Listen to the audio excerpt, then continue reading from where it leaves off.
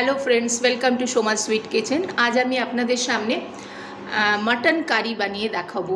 ভীষণ সিম্পল একটা ওয়েতে, ভীষণ পাতলা একটা মাটন কারি আপনারা মানে রবিবার দুপুরবেলায় লাঞ্চের মেনু হিসেবে রাখতে পারেন।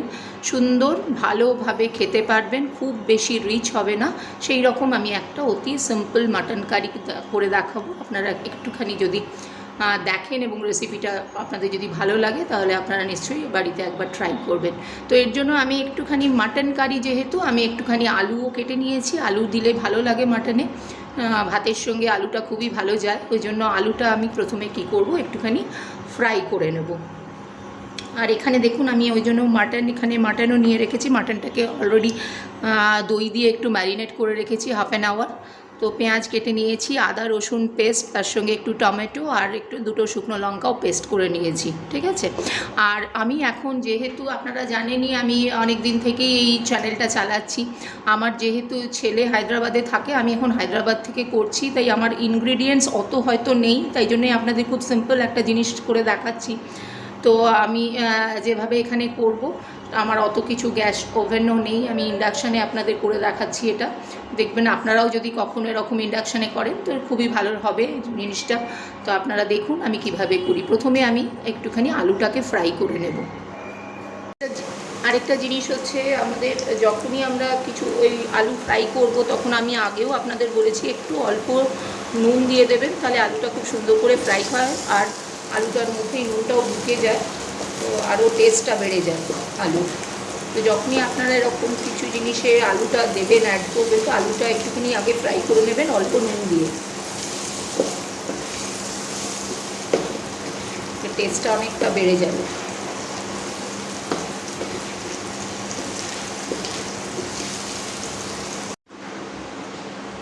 দেখুন এখানে আমি একটুখানি গরম মশলা ইউজ করব।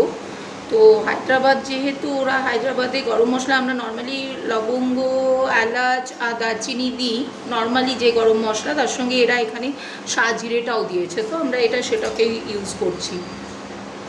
তো এখানে গরম মশলার প্যাকেটে এগুলো সবগুলোই দেওয়া রয়েছে, তো আমরা সাজিরেটাকেও ইউজ করে দিচ্ছি এখানে। তো নর্মালি গরম মশলায় সাজিরে, মরিচ সবই থাকে, কিন্তু আমরা নর্মালি যেটা বাঙালিরা গরম মশলা ইউজ করি তাতে কিন্তু দারচিনি, লবঙ্গ আর ছোটো এলাচি দিই। তো এখানে যেহেতু দিয়েছি আমরা দিচ্ছি, গন্ধটা ভালোই আসবে।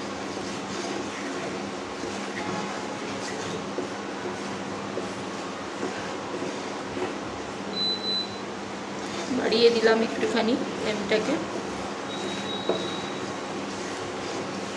টেম্পারেচারটাকে এখানে দেখিয়ে না, টেম্পারেচারটা একটু হাই করে দিলাম।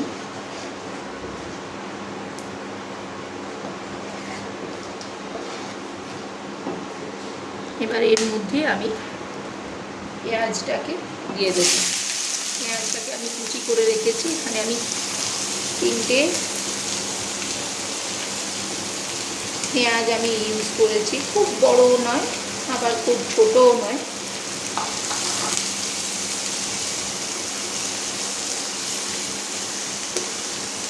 এটাকে একটু লালচে করে আমি ফ্রাই করব। দেখুন পেঁয়াজটা লালচে লালচে হয়ে এসেছে। এখন আমি এই অবস্থায় একটুখানি চিনি ইউজ করব, অল্প, বেশি না, 1 চামচ মতন চিনি দিয়ে দিলাম।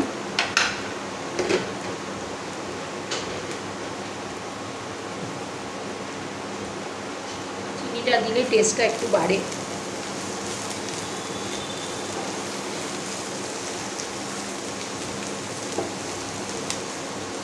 নর্মালি আমি গ্যাস ওভেনে যত আমাদের রান্না করা অভ্যেস, তো ইন্ডাকশানে করছি একটুখানি। আর সমস্ত অ্যারেঞ্জমেন্টও সেরকম নেই, ও যেহেতু একা থাকে এখানে, ও সেরকম কিছু রান্নার অ্যারেঞ্জমেন্টও নেই, যতটুকু আছে তাই দিয়েই করছি। আপনারা বুঝতেই পারছেন আমি অনেক দিন ওই জন্য ভিডিও করতে পারিনি, আমি যেহেতু ছেলের কাছে এসেছি, যা আছে তাই দিয়েই আমি করছি। তো পেঁয়াজটা দেখুন এরকম লালচে হয়ে গেছে। এখন আমি এই অবস্থায় এই যে পেঁয়াজের সঙ্গে আদা রসুন যে পেস্টটা আমি করে রেখেছি সেটা মিশিয়ে দেবো। মিক্সিতে করে রেখেছি, আদা রসুন, দুটো শুকনো লঙ্কা পেস্ট আর টমেটো সব একসঙ্গে আমি পেস্ট করে রেখে দিয়েছি। একটু মিশিয়ে দিলাম।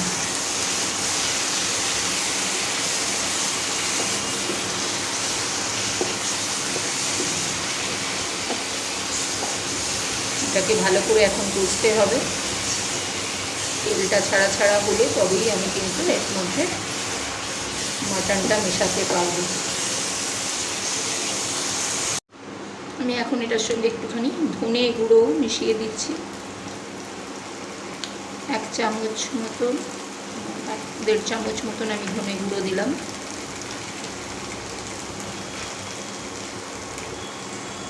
এটাকেও ভালো করে মিক্স করে নেবো এটার সঙ্গে।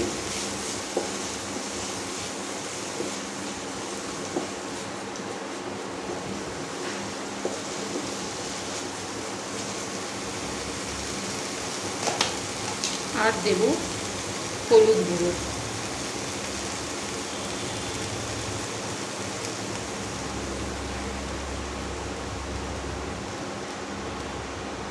দু চামচ মতো হলুদ গুঁড়ো দিলাম।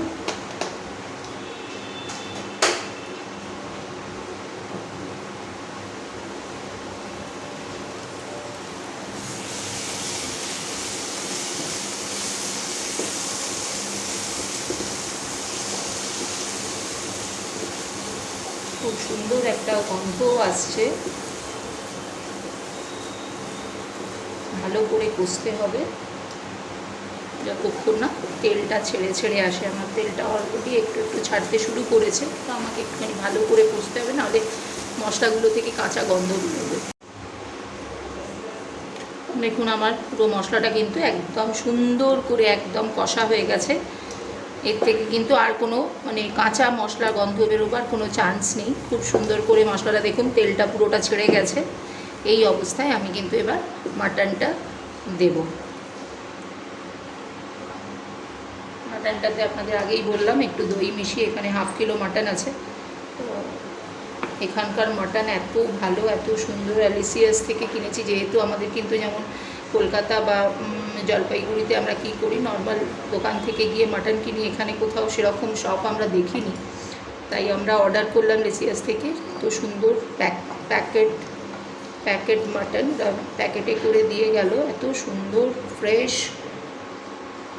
মাটনটা দেখুন, খুব ভালো মাটন।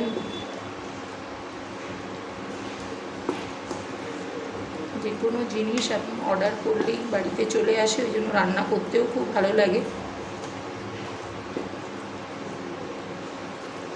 নর্মালি আমরা কোথাও সেরকম মাটনের শপ দেখিনি, আর মাটন মানে এখানে বিফ টিপ বেশি পাওয়া যায় বলে আমরা রিস্কটাও নিই না, এই জন্য আমরা অর্ডার করেছি। তো অর্ডারে এটা দিয়ে গেল, এত সুন্দর, খুব ভালো মাটনটা। টেম্পারেচারটাকে এবার একটুখানি বাড়িয়ে দিলাম। ভালো করে এবার মাটনটাকে কষতে হবে। একবার করে দেখবেন, খুব রেসিপিতে কিচ্ছু নেই। আর আপনাকে তো বললামই আমার এখানে যেহেতু ইনগ্রিডিয়েন্টস কম, সেরকম আমি কোনো স্পেশাল কিছু করছি না, কিন্তু খেতে অত্যন্ত সুস্বাদু হয়। আপনারা যদি একবার ট্রাই করে দেখেন, এটাতে খুবই ভালো খেতে হয়, আর করার ঝামেলাটাও ভীষণ কম। কোনো সময় এটা একটুখানি আদা রসুন পেস্ট করাটাও আপনাদের কাছে কোনো ব্যাপার না। আর পেঁয়াজটা যদি কুচি করে নেন আরও ভালো, তাহলে কিন্তু তাড়াতাড়ি হয়ে যায় পেঁয়াজটা কুচি করলে। আর পেঁয়াজটাকে আপনি আদা রসুনের সঙ্গে পেস্টও করে দিতে পারেন, কোনো অসুবিধে নেই। তো আমি এখানে যেহেতু পেস্ট করিনি, আমি কুচি করেই পেঁয়াজটা দিয়েছি, আদা রসুনটাকে পেস্ট করে নিয়েছি। এবার এটাকে ভালো করে কষতে হবে। এখন একটুখানি আমি নুন মেশাচ্ছি, একটুখানি নুন দিয়ে দিলাম।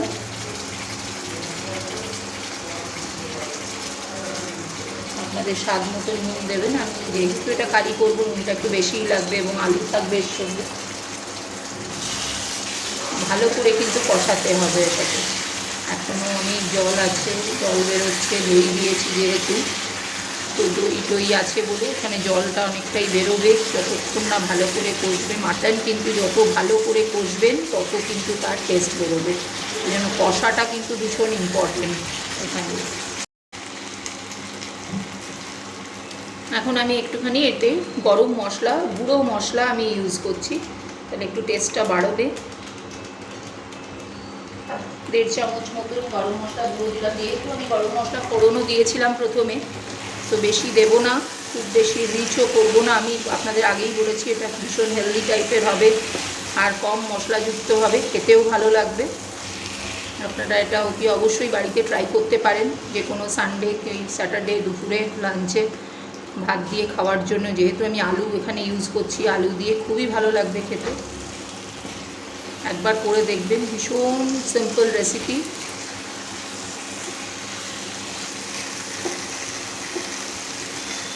বেশি কিছু ইনগ্রেডিয়েন্টসও নেই, একদম হালকা যেগুলো এমনি নর্মাল বাড়িতে পাওয়া যায় সেগুলোই আমি ইউজ করেছি এখানে। তো দেখুন কি সুন্দর কষানো হয়েছে এবং দেখতেও ভীষণ ভালো লাগছে। মশলাটা দিয়ে আর একটুখানি কষিয়ে নিয়ে এবার আমি এটাতে আলুটাকে অ্যাড করব। এখন আমি এই যে আলুটা ভেজে রেখেছিলাম এই আলুটাকে আমি মিশিয়ে দিচ্ছি। ভালো করে মাংসটা কষানো হয়ে গেছে, দেখতেই পাচ্ছেন কি সুন্দর তেল ছেড়ে গেছে, কালারটা চেঞ্জ হয়ে গেছে, অদ্ভুত সুন্দর একটা গন্ধও বেরিয়েছে। আপনারা এটা করে দেখবেন, ভীষণ ইজি। কোনো রেসিপিতে কোনো কিছু প্রবলেম নেই, বেশি কিছু নেই যে হ্যাঁ এগুলো আপনারা পাবেন না।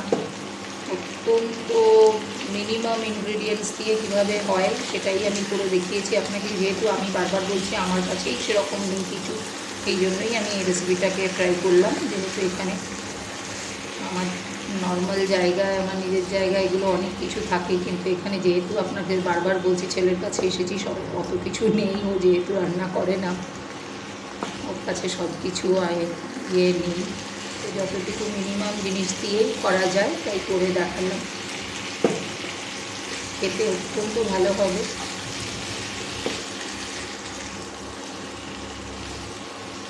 আর ও যেহেতু সবসময় বাইরে অফিসে খায়, অফিসের ইয়েতেই খায়, আমি এসেছি যেহেতু আমি ওকে, ওর মাটন খেতে ভীষণ ভালোবাসে আমার ছেলে। নর্মাল এই মাটনটা, এটার সঙ্গে আমি একটুখানি কাঁচা লঙ্কা কুচিও মিশিয়ে দেবো। যেহেতু শুকনো লঙ্কা আমি একটা পেস্ট করে দিয়েছি, এখানে বেশি দেবো না। আর এই হায়দ্রাবাদের এই লঙ্কাগুলোতে, কাঁচা লঙ্কায় সেরকম দেখছি ঝালও নেই, তো ওই জন্য আমি 2টো লঙ্কা এরকম মেশালাম। আমি যেহেতু ওই জন্যই আগেই শুকনো লঙ্কাটাকে ইউজ করে নিয়েছি, শুকনো লঙ্কায় ঝাল রয়েছে তাই শুকনো লঙ্কাটা এটাতে জাস্ট একটা গন্ধ, আলাদা একটা গন্ধ অ্যাড করবে, স্মেলটা দারুণ আসে এই কাঁচা লঙ্কা, তাই ওপর থেকে আমি এই কাঁচা লঙ্কাটাকে অ্যাড করলাম। স্মেলটা ভীষণ সুন্দর আসবে, কিন্তু ঝাল কিন্তু সেরকম নেই এটাতে, এই লঙ্কাগুলো যা দেখছি। আমাদের লঙ্কাগুলো যেমন ঝাল থাকে ওখানকার কলকাতা বা জলপাইগুড়ি, শিলিগুড়িতে, কিন্তু এখানে কিন্তু সেরকম ঝাল নেই।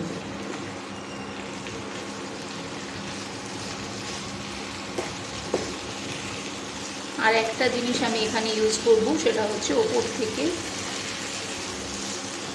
একটু কাসুরি মেথিটাকে আমি হালকা ফ্রাই করে নিয়েছি একটুখানি, দিয়ে ক্রাশ করে এটাকে আমি দিচ্ছি। একদম দেখুন গুঁড়ো গুঁড়ো করে নিয়েছি, তো ওপর থেকে একটুখানি দিয়ে দিচ্ছি, গন্ধটা ভীষণ ভালো আসে।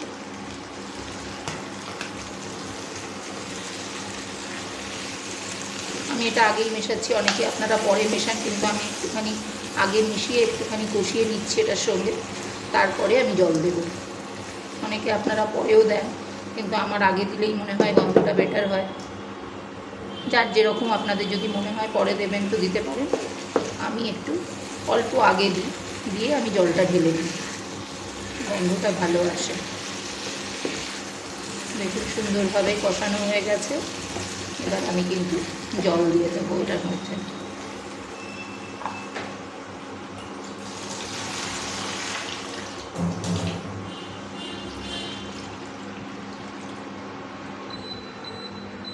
টেম্পারেচারটাকে বাড়িয়ে দিলাম, এবার আমি এটাকে ফুটতে দেবো।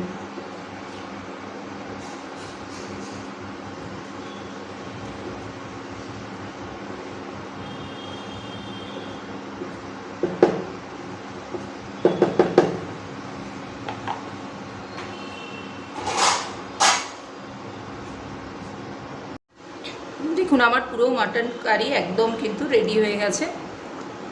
আপনাদের যদি এই রেসিপিটা আপনাদের ভালো লেগে থাকে প্লিজ লাইক শেয়ার আর কমেন্ট করতে ভুলবেন না। Thank you so much.